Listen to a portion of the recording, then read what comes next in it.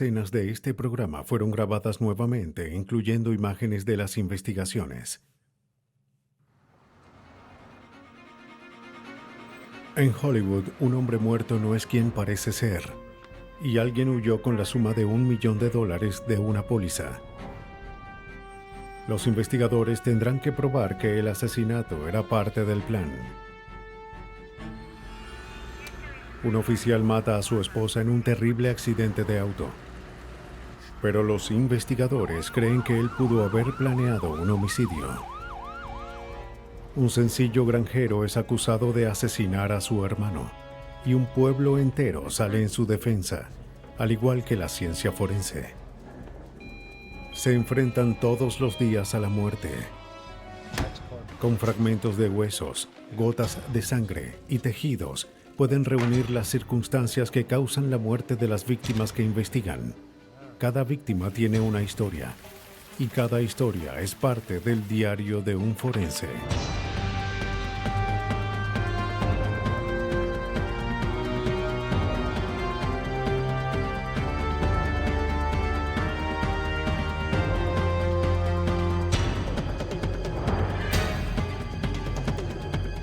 Los nuevos detectives, casos estudiados por la ciencia forense.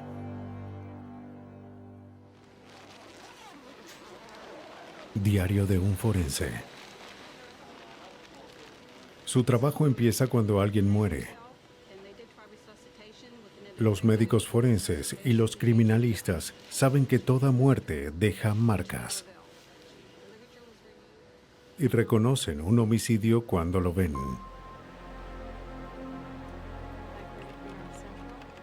En la mañana del 16 de abril de 1988, la operadora del 911 en Glendale, California, atendió una llamada sobre un ataque cardíaco. El doctor Richard Boggs, un respetado neurólogo, hizo la llamada. Cuando los paramédicos llegan a su casa, él explica que la víctima era un paciente llamado Jim Hanson, quien tenía problemas cardíacos. La víctima tenía tarjetas de crédito a nombre de Hanson. Antes de llamar al 911, Boggs dijo que hizo todo lo que pudo para revivirlo, pero nada funcionó. Jim Hanson fue declarado muerto en la escena. En la oficina del forense de Los Ángeles se realiza una autopsia de rutina en la víctima. Allí se analizan 200 cuerpos cada día, y este era solo otro cuerpo en el lugar. Como el forense no encontró una causa evidente de la muerte, salvo por unas marcas en el corazón, aceptó el diagnóstico del médico de la víctima, el Dr. Boggs. Se declara que la causa de la muerte era un fallo cardíaco debido a una enfermedad del corazón. El cuerpo es entregado a John Hawkins, compañero y socio de la exitosa compañía de Hanson. Él viajó de California a Ohio para reclamar los restos. Mandó a incinerar el cuerpo como Hanson le había pedido. Hawkins, único beneficiario de su socio, recibió $1 millón de los $1.5 millones de la póliza de Hanson. Ese suele ser el fin de la historia. Pero esta apenas empezaba. 5 meses después, una agente de seguros cerraba el archivo de Hanson cuando notó algo extraño. El rostro de la fotografía de la autopsia no se parecía a la foto dada por el departamento de vehículos. Para confirmar, ella pide que se compare la huella suministrada con la de la autopsia. No había dudas. Eran 2 hombres diferentes, lo que hizo surgir 2 preguntas. ¿Dónde estaba el verdadero Hanson? ¿Y quién era la víctima? La agente descubrió algo mucho más grave que un fraude a la aseguradora. Aunque son lugares adyacentes, la diferencia entre Glendale, California, y el norte de Hollywood es como la noche y el día. Pero la policía de Glendale se dirige a este lugar para resolver el misterio del cadáver que no era Gene Hanson. Según las huellas y un informe de personas desaparecidas, determinan que la víctima era un contador llamado Ellis Green. ¿Cómo es que se llama? Fue visto por última vez cuando salía de un bar en Hollywood el 15 de abril. Al día siguiente, fue declarado muerto con un nombre equivocado en la oficina del Dr. Boggs. El sargento John Perkins de Glendale trata de entender lo ocurrido. Llevaron una foto del cuerpo de Ellis Green tomada en la oficina del forense a su tía anciana y se la mostraron. Ella lo identificó como Ellis Green, su sobrino. Así que teníamos el verdadero nombre del cadáver, pero no sabíamos cuál era la causa exacta de la muerte. Demostrar cómo murió Green solo era la mitad de su tarea. También había que probar que el verdadero Gene Hanson estaba vivo. Pero ya habían pasado varios meses. Si Hanson estaba vivo, tuvo la oportunidad de hallar un escondite.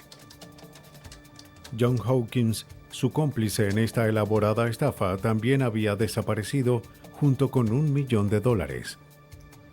Por favor, quisiera comunicarme con... La policía se centra en hallar a la última persona que vio a la víctima, el Dr. Boggs. Hola, me imagino que es el Dr. Boggs. La policía lo busca para averiguar sobre el hombre que murió en su oficina. Boggs dice que fue un paciente suyo por años. Solo lo conocía como Melvin Eugene Hanson, o Gene. No tuvo razones para creer que se trataba de otro hombre. Confrontado con una orden, entrega los archivos de sus pacientes. Es mi responsabilidad. Si necesitan algo... El sargento Perkins revisa los archivos. Era posible que el doctor dijera la verdad. Los registros muestran que se había advertido a Gene Hanson sobre su condición, pero se negaba a seguir las indicaciones del doctor. Pero también era posible que el Dr. Boggs fuese parte de esta estafa y que los mismos registros fuesen falsos. Perkins observó 3 electrocardiogramas de hace varios meses.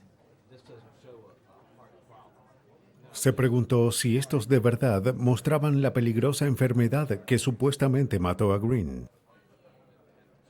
Le pidió a un cardiólogo que analizara las pruebas. El especialista dijo que mostraban una condición común que no era fatal. Perkins creía más que nunca que el Dr. Boggs había cambiado los registros intencionalmente, pero no podía probarlo. Pero halló lo que buscaba en los mismos exámenes, de forma que no solo un doctor pudiera entender. Una noche estaba en mi escritorio y miraba los electrocardiogramas y mientras lo hacía, la respuesta era muy obvia. Uno estaba completamente limpio. Otro tenía un tinte rojo en la mitad. Y el otro tenía el mismo color en toda la hoja del análisis. Y pensé de repente, están conectados. Así que los coloqué en el escritorio todos juntos y sí, encajaban perfectamente. Las marcas rojas que indican el final de un rollo formaban una línea continua en 2 de los 3 análisis, por lo que Perkins pudo colocarlos en orden secuencial. Pero cuando lo hizo, vio que las fechas que Boggs escribió en la parte de atrás estaban desordenadas y con meses de diferencia. Eran electrocardiogramas alterados. Mientras Perkins hacía el hallazgo, el caso avanzaba desde otro ángulo. Revisaré toda el área. La policía seguía las compras hechas con la tarjeta de Ellis Green. Las tarjetas de crédito del fallecido seguían activas y en uso. Los investigadores no sabían quién las usaba, pero esperaban que fuese el verdadero Gene Hanson. Rastrean las tarjetas hasta una casa en Key West, Florida. El agente inmobiliario confirmó que el inquilino era un hombre llamado Ellis Green. Se mudó de la vivienda, pero esta no había sido alquilada desde entonces. Los detectives buscan pistas que revelaran la identidad del anterior inquilino. En un vaso hallan lo que buscaban, una huella dactilar. Coincidía con la de Jim Hanson. Ahora tenían pruebas de que estaba vivo. Señor, este es... Luego, en enero de 1989, 9 meses después de su supuesta muerte, Jim Hanson, quien viajaba bajo otro nombre, fue detenido en el aeropuerto cuando regresaba de México.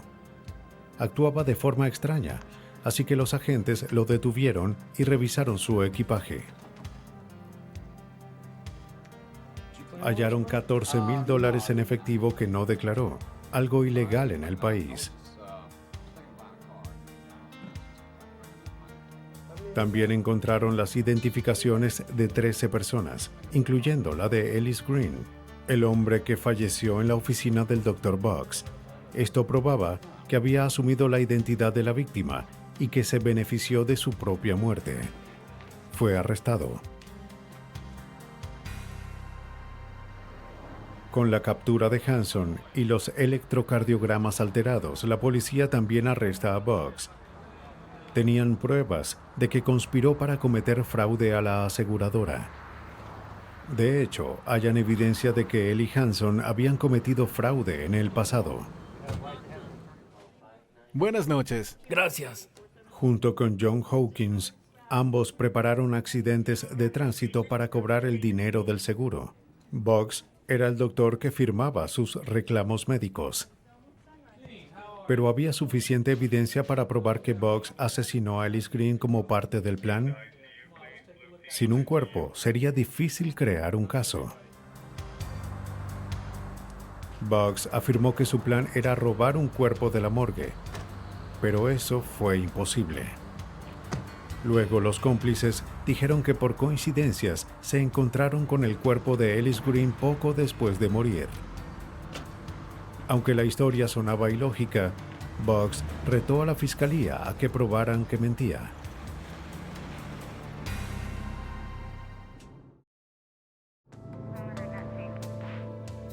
El sargento de policía John Perkins tuvo que convertir una estafa a la aseguradora en un caso de homicidio. Jim Hanson, el hombre que fingió su propia muerte, y Richard Boggs, el doctor que lo ayudó, ya estaban en custodia. Perkins estaba ansioso por reunir la evidencia y resolver el caso, pero no había señal de John Hawkins, el beneficiario que huyó con el $1,000,000 del seguro. Además, todavía no tenían suficiente evidencia para probar lo que sospechaban, que el Dr. Boggs asesinó a Ellis Green para hacerlo pasar como Jim Hanson.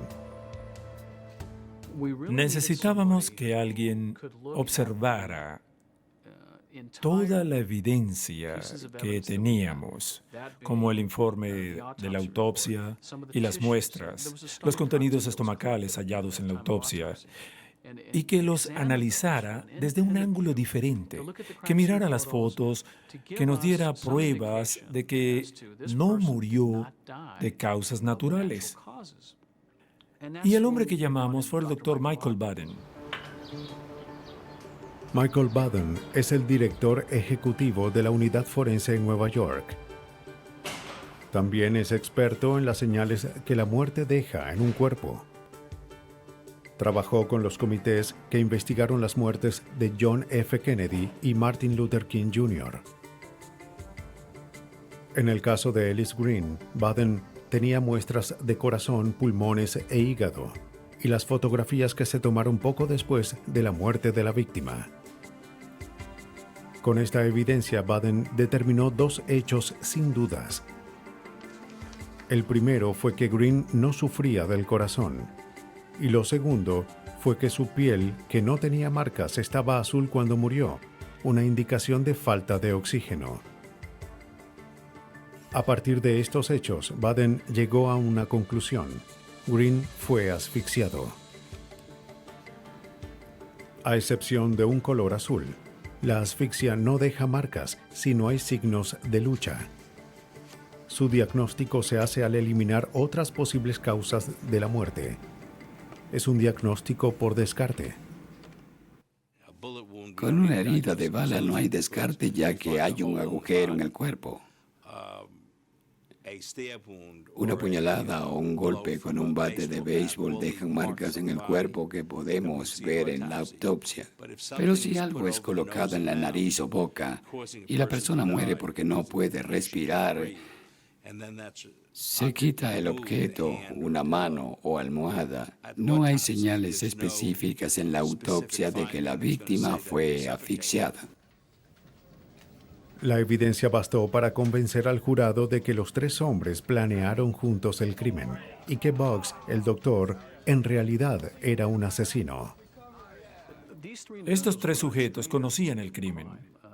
Probablemente lo hicieron varias veces antes y habían logrado diferentes formas de cometer fraude a las aseguradoras.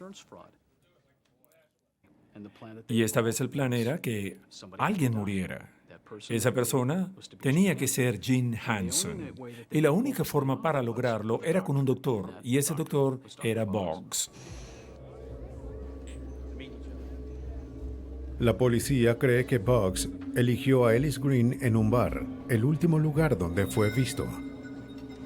Le compró varios tragos para que fuese más dócil.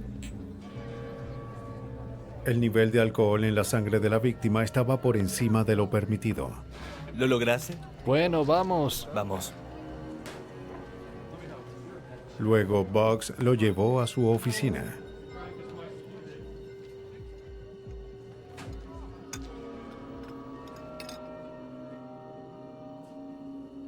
Para evitar que la víctima se defendiera, Boggs pudo haber usado un arma paralizante en él. Luego asfixió a la víctima sin que ésta opusiera resistencia. Perkins cree que la determinación del forense en resolver el asesinato hizo que ganaran el caso. Sentí que el testimonio del Dr. Baden en este caso fue como estar en el último inning, ir perdiendo por 2, pero con las bases llenas. Y luego el Dr. Baden hizo un enorme home run para nosotros. En 1990, Richard Boggs fue hallado culpable de asesinato y fraude. Fue sentenciado a cadena perpetua sin libertad condicional. 3 años después, luego de una búsqueda mundial, la policía encontró a John Hawkins en la isla de Cerdeña. ¡Manos arriba! En 1995, tanto él como Melvin Eugene Hanson fueron hallados culpables de fraude, robo y complicidad para asesinar. Hanson recibió cadena perpetua. Hawkins recibió de 25 a perpetua. La labor de los forenses impidió que Gene Hanson y sus cómplices se salieran con la suya. Pero aunque un crimen sea ingenioso y macabramente simple, la ciencia forense para resolverlo es igual de compleja.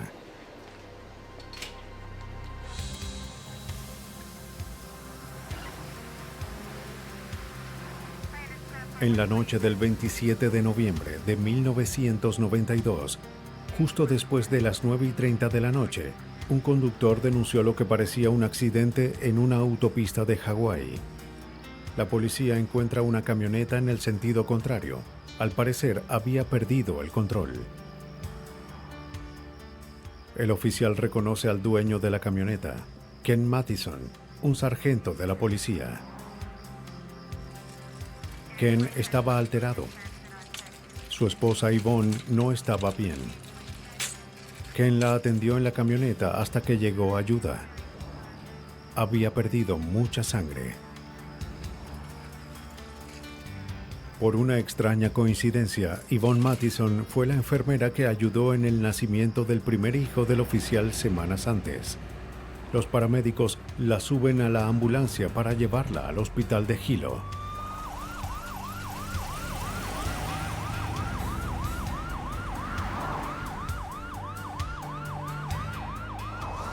El mismo lugar donde trabajaba fue donde falleció.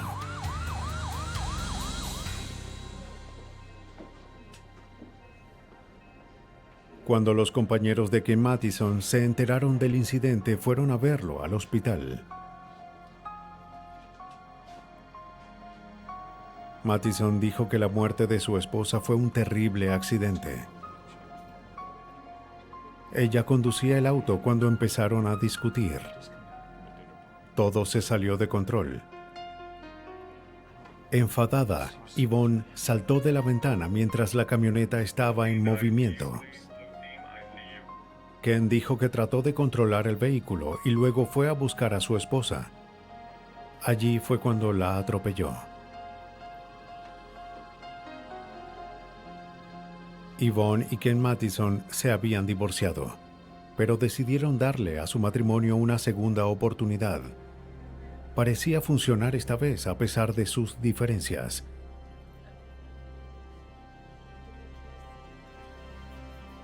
Pero la tragedia lo destruyó todo.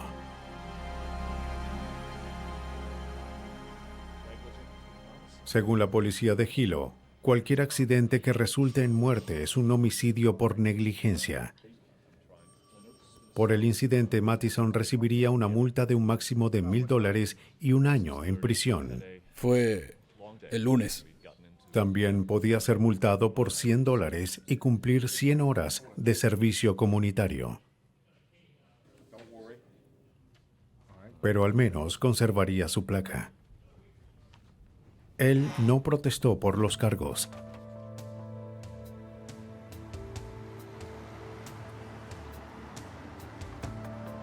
Como en cualquier muerte repentina, se realizaría una investigación. Era una formalidad. La muerte de Yvonne Mattison fue desafortunada y trágica, pero no había razones para dudar de la historia de Ken. Mientras se realizaba la investigación, Mattison siguió trabajando dentro de la policía. Pero después de revisar la escena, la policía de Hawái observó algunas inconsistencias entre la evidencia y la historia de Mattison.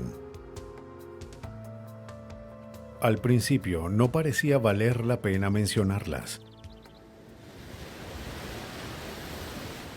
Todos los años, turistas viajan a Hawái para escapar de las preocupaciones diarias. El sol, el surf y la belleza primitiva de los volcanes ejercen una influencia liberadora. Para sus residentes, vivir en el paraíso es como estar en cualquier lugar.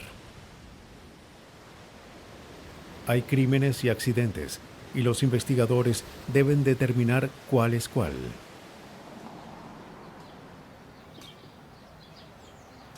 En Hilo, los oficiales revisan el área donde la esposa del sargento Ken Mattison perdió la vida. Encuentran poca sangre en la carretera, en comparación con la encontrada en el auto. Aunque era algo peculiar, culpan a la lluvia y al hecho de que Ken Mattison llevó a su esposa a la camioneta después de haberla atropellado. En el lote de la policía, la camioneta tenía su versión de los hechos. Que un auto involucrado en un accidente fatal fuese revisado era un procedimiento de rutina. Descartaba que hubiese defectos en el auto. La policía debía asegurarse de que el auto era seguro para conducir antes de entregarlo a Mattison. Debido a la naturaleza del accidente, el chasis del auto fue revisado minuciosamente. El investigador de la policía de Hawái, Martin Elizar, se sorprende por la falta de daños que encuentra. Sin embargo, después de revisar el exterior, fue el interior del auto lo que llamó su atención. Eché un vistazo desde afuera y vi manchas de sangre, manchas en la ventana del conductor, manchas en el plástico que cubre el tablero y el volante, manchas allí arriba. Había una gran cantidad de sangre y cabello en ese tornillo. no había razones para que hubiese sangre en el lado del conductor. Elizar debía observar más de cerca, pero para ello necesitaba una orden. Le pide al fiscal general encargado, Kurt Spohn, que solicite una. La orden llegó justo a tiempo. Habían pasado 3 meses desde el incidente. Según Spohn, estuvieron a punto de perder su principal evidencia. Después de una inspección mecánica y de hacer todas las revisiones mecánicas y el registro, hay que devolver el auto a su dueño. Y se autorizó que el auto fuese devuelto al dueño. Por suerte, Mattison no lo había recogido. El auto estaba seguro. La autorización fue cancelada. Se emitió una orden para registrar su interior. Pero Spohn ahora se enfrentaba a la posibilidad de que la historia de Mattison fuese una mentira. Aunque tenían la camioneta, hubo otra evidencia que perdieron para siempre. Determinamos que este caso no era solamente un homicidio por negligencia. Por eso decidimos llamar a un patólogo para que realizase una autopsia. Pero en ese momento supimos que el cuerpo había sido cremado. Se realizó una autopsia al cuerpo de Yvonne 3 días después de su muerte. En Hawái, el forense también es el jefe de la policía. Se pide a un patólogo de un hospital cercano que sirviera como especialista. El patólogo fue informado de que la muerte había sido accidental, pero un patólogo se especializa en causas naturales como enfermedades. Aún así, determinó que las heridas no eran consistentes con la historia de Ken Mattison. El patólogo observó lesiones en la cabeza, brazos y manos de la víctima que no coincidían con un atropellamiento o con salir de un auto. Pero la interpretación de esas heridas estaba fuera del área de su especialización. Era el trabajo de un forense, que se especializa en muertes por causas no naturales. Pero como estaba confundido por sus hallazgos, se aseguró de fotografiar cada área de la víctima y de tomar muestras de tejido.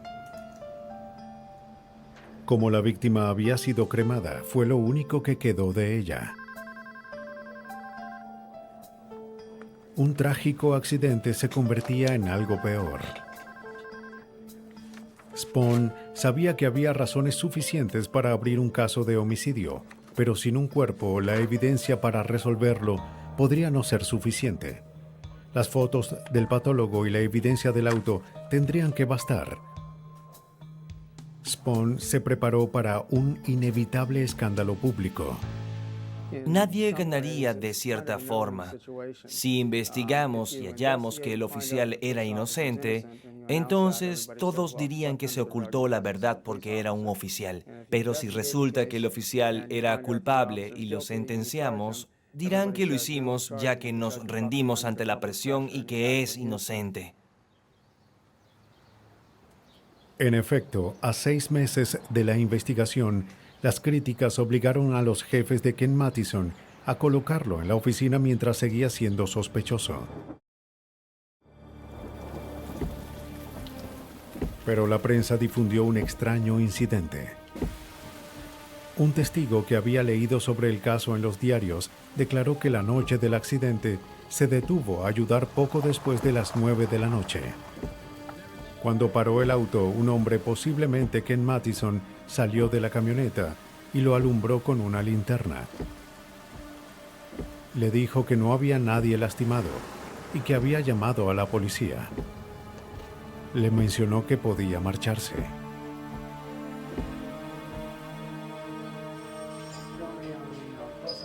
Los investigadores sospechaban que el sujeto pudo haber interrumpido un crimen en progreso.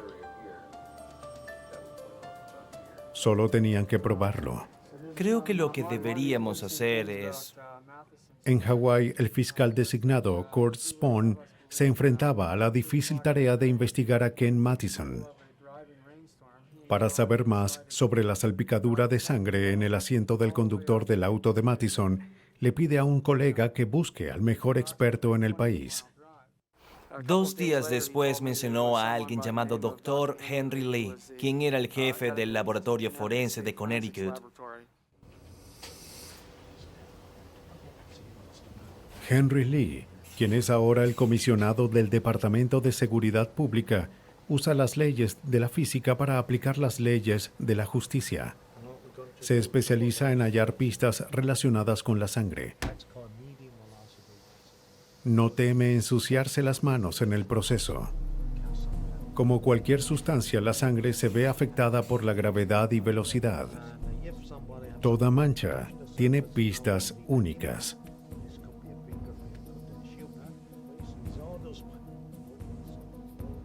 Una puñalada crea un patrón de goteo.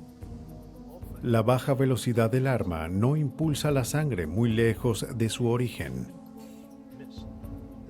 Una bala, en cambio, crea una nube de sangre. Y los golpes producen salpicaduras grandes que pueden llegar lejos. Al examinar los extremos de cada gota de sangre, Lee puede determinar la posición de la víctima y la cantidad de fuerza empleada para causar la herida. Con esto y el tamaño de la herida, puede determinar el tipo de arma usada y deducir las circunstancias de la muerte. Lee es quizás famoso por su trabajo en el caso de O.J. Simpson. También ayudó a identificar a las víctimas en las fosas comunes en Bosnia. Ella debió haber... Apenas recibió las fotos del caso Mattison, las observó y tuvo sospechas. En realidad, creía estar viendo la escena de un crimen. Después de recibir las fotografías, hice un análisis detallado y sin dudas pensé que había algo extraño en el caso. Un crimen que se cometió dentro del auto. Con las fotografías del lado del conductor, Lee observó que la sangre al frente de la camioneta salpicó a velocidad mediana, lo que indicaba un golpe contundente. Parece que la víctima fue golpeada varias veces.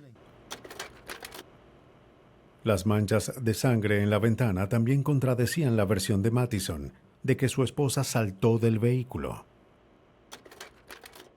Cuando ocurrió el incidente, la ventana estaba cerrada. Y solo en esta área había cerca de 200 salpicaduras de sangre a velocidad media. Lee tenía que ver la camioneta para hallar la trayectoria de la salpicadura. Se conectan cuerdas con cada gota de sangre para determinar su punto de origen. Resultó ser el área del asiento del conductor a la altura de donde estaría la cabeza. Los hallazgos de Lee mostraron que las heridas fueron causadas después de que ella bajó del auto.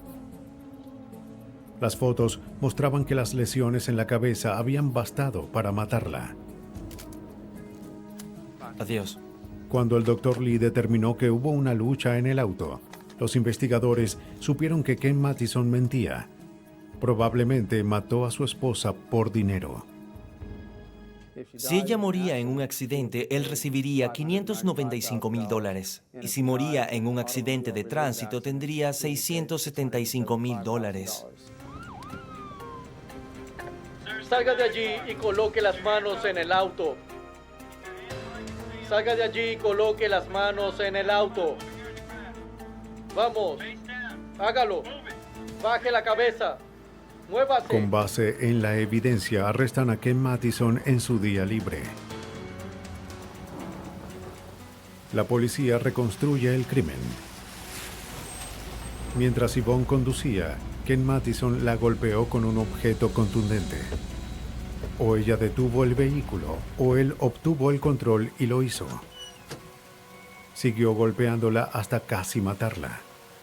Las marcas en sus manos indicaban que ella se defendió. En la oscuridad, Mattison no se dio cuenta de que dejaba manchas de sangre condenatorias para él. Después de asegurarse de que su esposa no sobreviviría, la sacó del auto y la atropelló. La colocó de nuevo en el auto y esperó que alguien se detuviera y ofreciera ayuda. Tuvimos una corazonada y muchas sospechas. No teníamos evidencia. El análisis del Dr. Lee fue lo que nos dio nuestra primera evidencia sólida. En 1995, Ken Mattison fue sentenciado a cadena perpetua por secuestro y asesinato.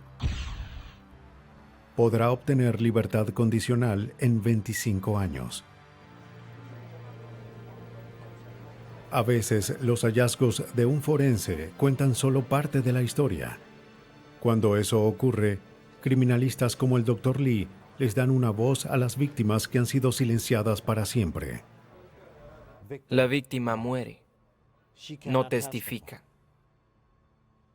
La evidencia habla por ella. El simple pero macabro crimen de Mattison quedó al descubierto por detalles forenses con los que él no contaba. Pero ¿será que la misma ciencia que revela los asesinatos también puede probar que no hubo un crimen? En Nueva York, expertos esperaban que sí. El pueblo de Moundsville, en el centro de Nueva York, es uno de esos lugares tranquilos y pintorescos que pasan desapercibidos por aquellos conductores que van rápido. En junio de 1990, se convirtió en un campo de batalla para el soldado menos sospechoso.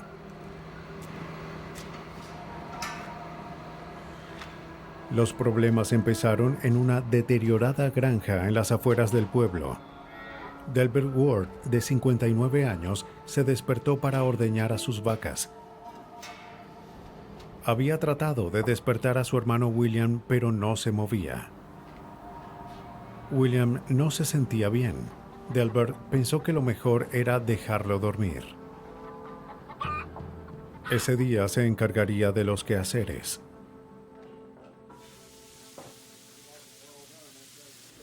Los 4 hermanos Ward eran tranquilos y sencillos. Pasaban todo el día en su granja. Era su universo, todo lo que tenían y entendían. Solitarios e infantiles, los hermanos incluso compartían la cama, probablemente desde la niñez. William, el mayor, era el más listo y fuerte. Era el líder. Delbert era su mano derecha. Los otros hermanos, Roscoe y Lyman, en ocasiones los ayudaban.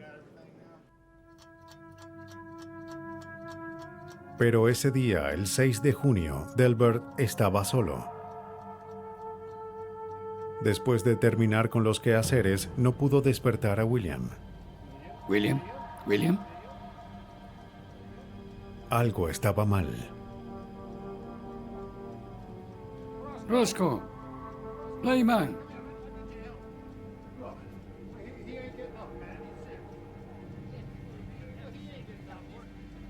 Delbert llamó a sus hermanos. Los hombres no sabían qué hacer.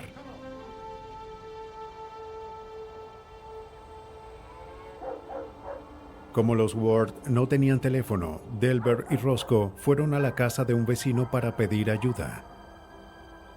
Su hermano Lyman se quedó con William hasta que ellos regresaran. 20 minutos después de pedir ayuda, los oficiales y el forense fueron a la granja. El cuerpo de William fue examinado. No había señales de un crimen. Parecía que William había muerto tranquilamente mientras dormía. Su cuerpo fue llevado a la oficina del forense y la policía interrogó a los otros 3 hermanos. Los días siguientes, los hermanos trataron de seguir con su trabajo. No sería fácil sin su hermano Bill.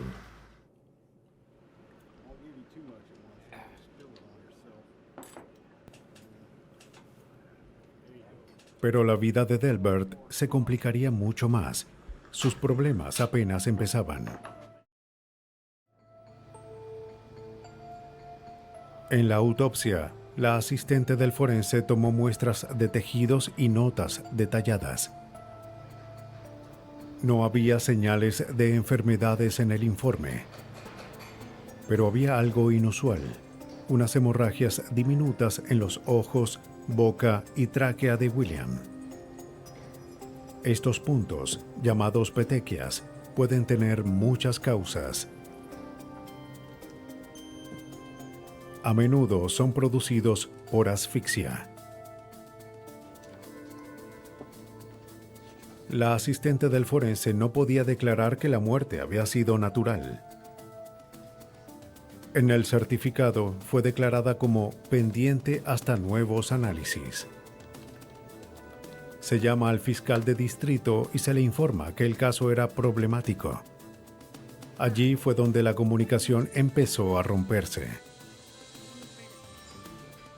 El mensaje también fue enviado a la policía, y las sospechas sobre las hemorragias se volvieron ininteligibles en la llamada. La posibilidad de un homicidio se convirtió en certeza.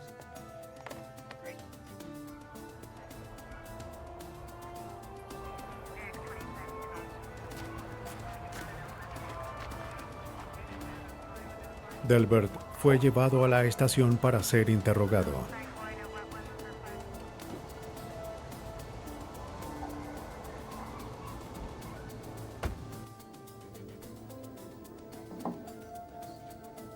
Fue interrogado por 4 horas. ¿Es cierto que tuvo algo que ver con la muerte de su hermano? El interrogatorio no fue grabado. Estoy respondiendo sus preguntas. Según el abogado Ralph Cognetti de Albany, Nueva York, Delbert estaba confundido por toda la atención. Solo quería regresar a la granja, así que estuvo dispuesto a decir cualquier cosa. Firmó la confesión. Le dijeron, dinos lo que queremos y te dejaremos ir, pero no lo dejaron ir a casa después de confesar. Y si tienen la oportunidad de leer la confesión, verán que parece un discurso de Harvard. Se darán cuenta de que Delbert no dijo eso. Traje comida. Pero la confesión, junto con los resultados de la autopsia, bastó para arrestar a Delbert. Luego, el gran jurado lo acusó de homicidio en segundo grado.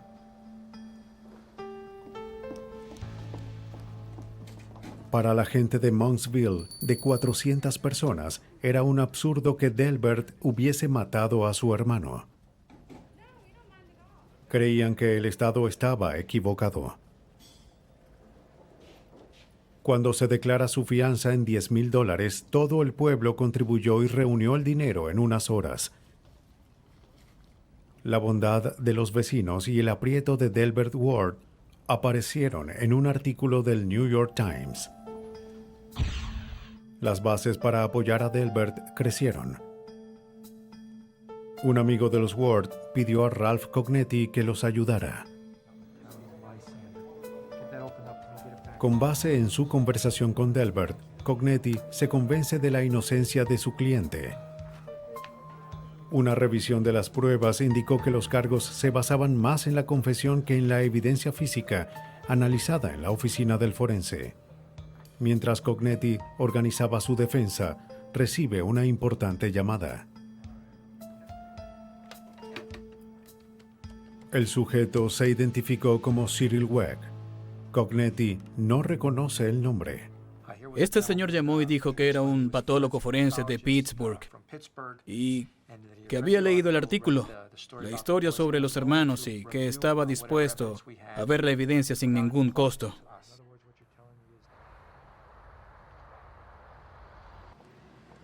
La reputación del Dr. Cyril Weck se extiende más allá de la oficina del forense en Pittsburgh, donde trabaja como jefe patólogo forense en Allegheny. Ayudó a los investigadores en el caso de Robert Kennedy y fue especialista en el caso de Elvis Presley. Además de ser forense, Weck también tiene un título en Derecho. Leyó el artículo sobre el caso Ward en el New York Times y le llamó la atención. Pidió el archivo del caso de William Ward. Después de observar el archivo con el informe de la autopsia, lo primero que pensé fue que era inadecuado para cualquier forense concluir que se trató de muerte por ahogamiento causada por asfixia. No era esa una conclusión adecuada para un diagnóstico así. Con las notas originales de la asistente forense, Weck realiza un diagnóstico más común. William Ward murió de un ataque al corazón, la causa de muerte número 1 en hombres de su edad. Los hermanos Ward les dijeron a las autoridades que William no se sintió bien por años, pero se negó a ver a un médico. Sus síntomas coincidían con una enfermedad cardiovascular, lo que apoyaba la teoría de Weck. Pero la fiscalía creía que la enfermedad de William podía ser el motivo de su asesinato. ¿Delbert Ward mató a su hermano William? El estado de Nueva York decía que sí. Según su teoría, Delbert asfixió a su hermano para librarlo de su deteriorada salud. Aunque pudo ser un acto de bondad, seguía siendo un asesinato. La fiscalía señala la extraña conducta de Delbert el día de la muerte de William. Como no pudo despertar a su hermano como siempre hacía, fue a hacer sus quehaceres. Para la fiscalía, esa falta de preocupación era incriminatoria. Para Ralph Cognetti, se trataba de la realidad de vivir en una granja. La fiscalía insistió en ese punto. ¿Cómo alguien que se preocupaba por su hermano podía ir a ordeñar vacas? Lo que surgió en el juicio y que el jurado sabía, ya que había 2 granjeros en el jurado, era que si no se ordeña una vaca cuando debe ser ordeñada, ésta se enferma. Cognetti y Cyril Weck se mantuvieron con la idea de que William murió de causas naturales, pero debían probarlo. La víctima había sido enterrada. Lo único que tenía Weck eran los registros de la autopsia, los mismos registros que, según el Estado, no mostraban nada inusual además de las petequias. Pero Weck no los vio de esa manera. Sabía que tenía lo que necesitaba para probar la inocencia de Ward. De acuerdo con las muestras de tejidos analizadas en la autopsia, justo con los registros del forense, el corazón de Ward había crecido y sus arterias coronarias estaban 20% bloqueadas. Su pulmón derecho estaba deteriorado y pesaba el doble que su izquierdo. Su hígado y vaso también estaban hinchados. Ellos dicen que fue asfixia, pero eso no fue lo que ocurrió. Si no cambiaba drásticamente sus hábitos, una muerte por fallo cardíaco era inevitable para William. Pero Weck debía refutar el alegato de la fiscalía de que fue asesinado para aliviar su sufrimiento. Aunque Weck solo tenía fotografías y muestras de tejido para trabajar, se valió de su vasta experiencia en otros casos donde examinó los cuerpos directamente. Observó las petequias, las hemorragias encontradas en los ojos y boca de la víctima. Para el Estado, estos eran signos de estrangulamiento. Eclipsaron otros síntomas. Si bien es cierto que las petequias pueden indicar asfixia, no bastan para probarlo sin lugar a dudas. A menos de que una persona esté incapacitada antes de ser asfixiada, el cuerpo suele mostrar señales de lucha, pero con William Ward no fue así.